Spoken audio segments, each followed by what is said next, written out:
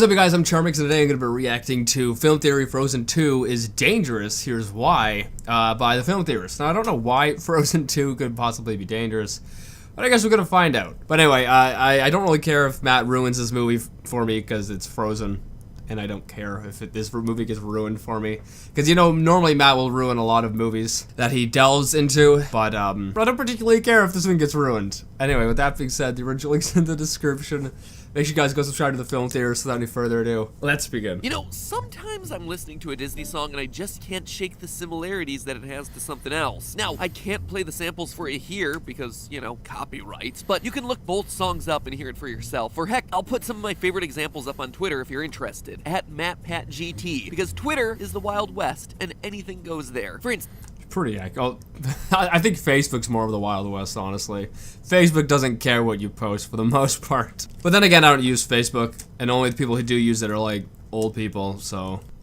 I am constantly confusing the opening of Tangled's When Will My Life Begin with The Who's Pinball Wizard. Those guitar chords and rhythms are undeniably similar. Then there's The Lion Sleeps Tonight, which really sounds a lot like the Zulu chant song Mbube. Oh, wait, that's a real story with a tragic outcome. Check out the Netflix documentary The Lion's Share if you're interested on that little dark secret. But probably the strangest... A lot of music nowadays use kind of like samples and whatnot from other songs, I've noticed. So I can only assume that maybe Disney's doing the same. Comes from our subject for today, Frozen 2. You know that haunting call that Elsa hears in the song Into the Unknown that makes her go exploring north? Well, it was derived by composers Robert Lopez and Kristen Anderson Lopez from the Dies Irae, part of the traditional Catholic Requiem Mass. And you know what other Frozen movie prominently features the Dies Irae? The Shining. Seriously.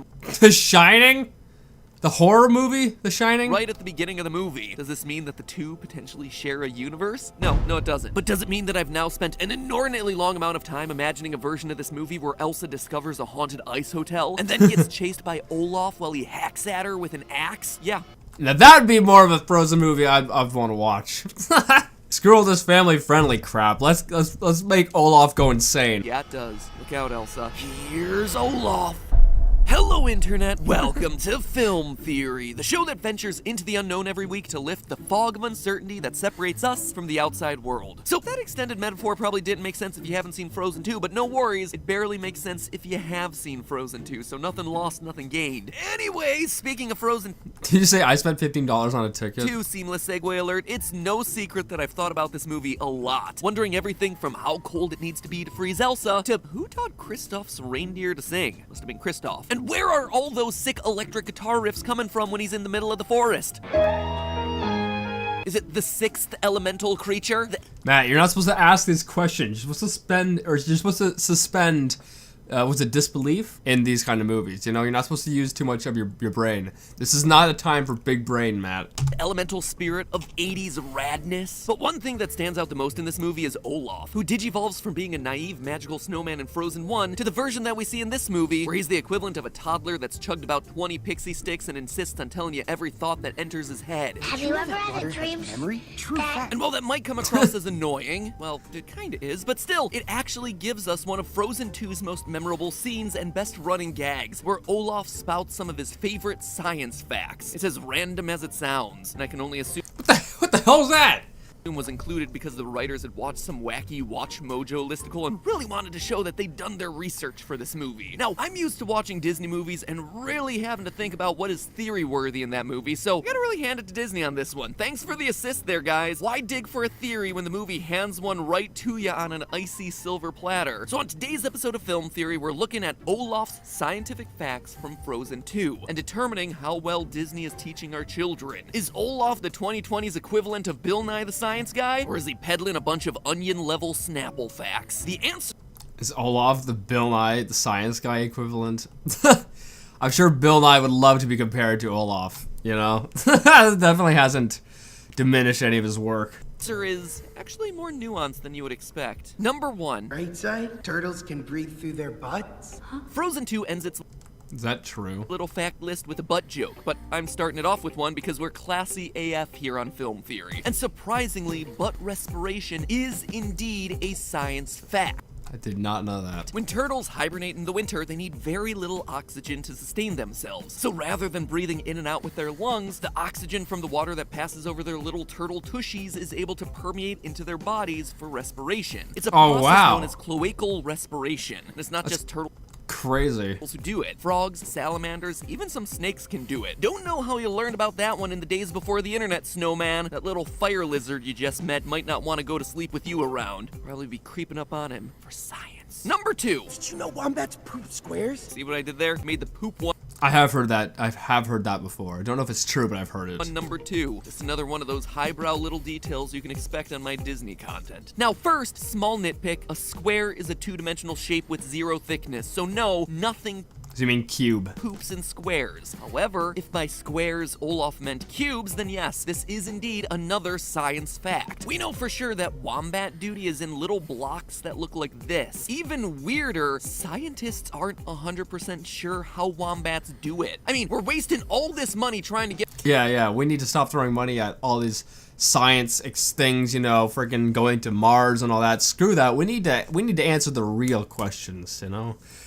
ourselves up into space, and yet we can't dedicate any money into researching the really important questions, how wombats are able to cubify their turds. Come on, science. Anyway, most think that wombats use the cubes to identify territory, and that the little blocks are less likely to roll away. This is gross, but mildly interesting, which, fun fact, was the working title for the show when we were starting it. Number 3. Did you know we blink Wait, what? That was the title of the show? 4 million times a day? Get back on track, Olaf. That's big ol' science fiction. In fact, it's not even close to being right. Humans blink a bunch, usually about 15 to 20 times per minute, and considering that we're supposed to be asleep for a solid 7 hours per day, it means that we're blinking about 20,000 times per day on average. Wow. Orders of magnitude away from Olaf's number. To get He said 4 million times?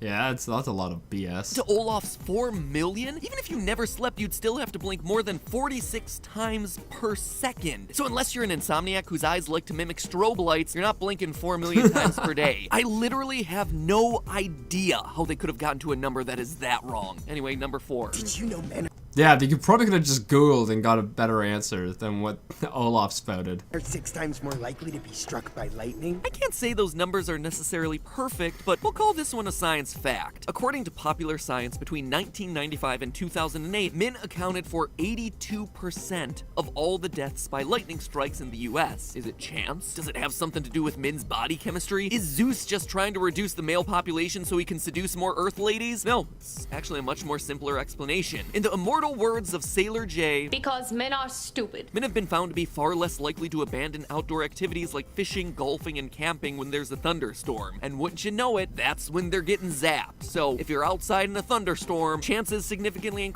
I mean, it makes sense. It makes complete sense.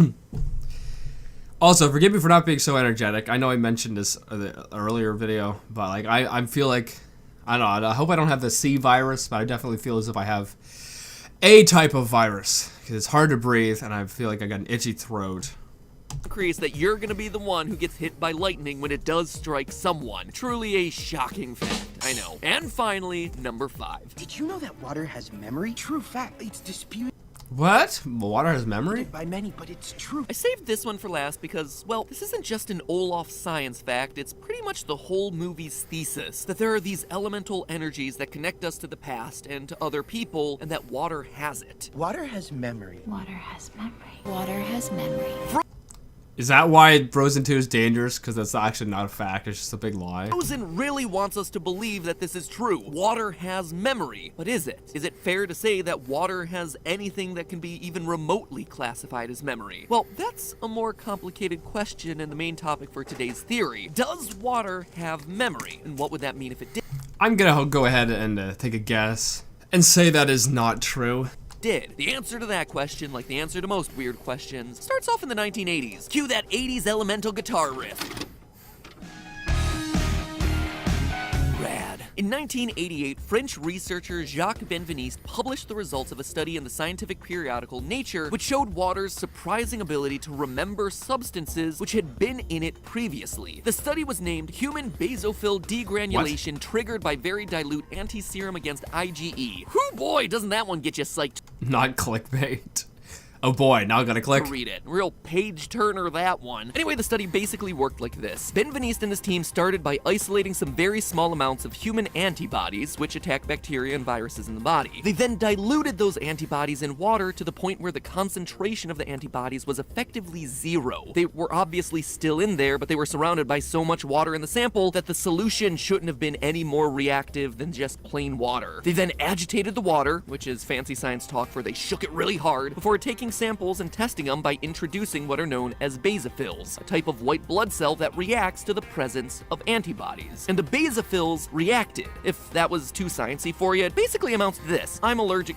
So I kind of understand what's going on, but I don't understand how this makes water memorize it or whatever, you know? To dogs, right? So I walk into an absolutely massive room. Massive room. Think like a room the size of an airport hangar. All your normal stuff is in there, but like it is huge. And in there, somewhere, is a single small chihuahua. I walk in and boom, I sneeze. Even though it's one small dog in an otherwise massive room that wouldn't make me sneeze. That is what happened in this test. The basophil sneezed in a giant room. So it's like there's just traces of it in there. And then, you know, it'll react to the traces. Where there was only one dog, in essence. Ben Veniste reported his findings with this analogy. Quote, it's like agitating a car key in the river, going miles downstream, extracting a few drops of water, and then starting one's car with the water. End quote. Ben Veniste, buddy, stick to the science. I'll handle the explanatory metaphors. Yeah, I think Matt's metaphor was a lot better. That metaphor is just crazy. Because that one sucked. Like, you managed to even make me more confused with that one. Anyway, his conclusion was that water remembers what it's contained, and what has passed through it long after those materials are no longer present in the water itself.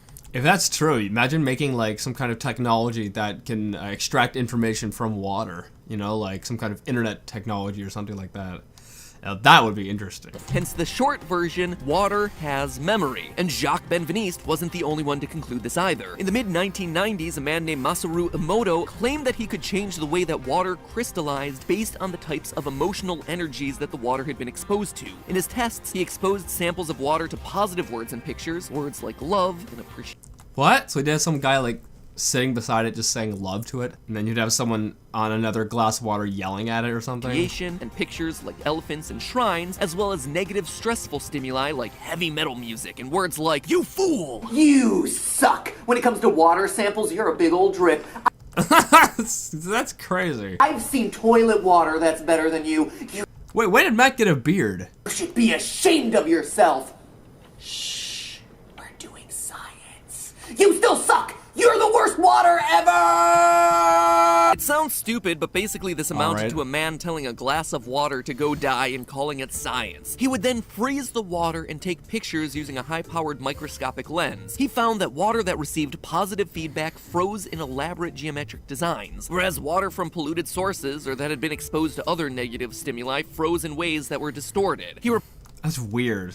And why is that? Like, if you can replicate that over and over and over and over, then it obviously is a scientific fact. But why is it that? Reported these findings in a best-selling book called Messages from Water and toured all over the world to discuss and present them. So apparently water not only has memory, but it also has feelings? Not so fast. You see, Jacques Ben Veniste's findings were a bit troubling to the staff at Nature magazine. On one hand, the idea that water could have memory was a monumental, groundbreaking finding. On the other hand, it was only one experiment and completely flew in the face of a number of established scientific principles of physics and chemistry. So Nature took the middle ground when they published the study. They chose to include an editor's note before the paper telling readers to suspend their judgment until the results could be replicated and verified. Yeah, like you need to be able to, like, scientific fact is being able to replicate something over and over and over and over again. You know, not just doing it once and saying, oh, that's a scientific fact. You gotta be able to do it a bunch of times.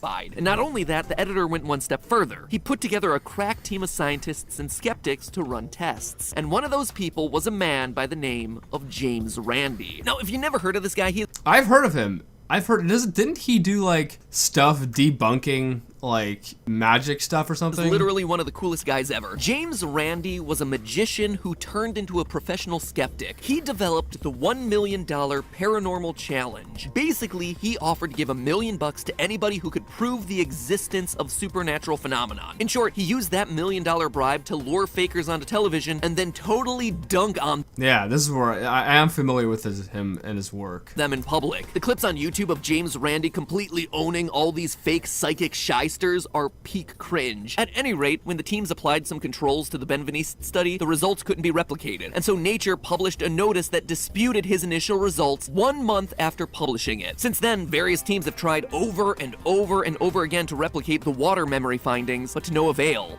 See, that's what I'm talking about. That's more science, where it, you know, if it can't be replicated, then you know, it isn't a fact. As all of us in the age of social media know, once you put a juicy headline out there for people to read, like water has memory, that's the thing that's gonna stick, not the redaction that happened.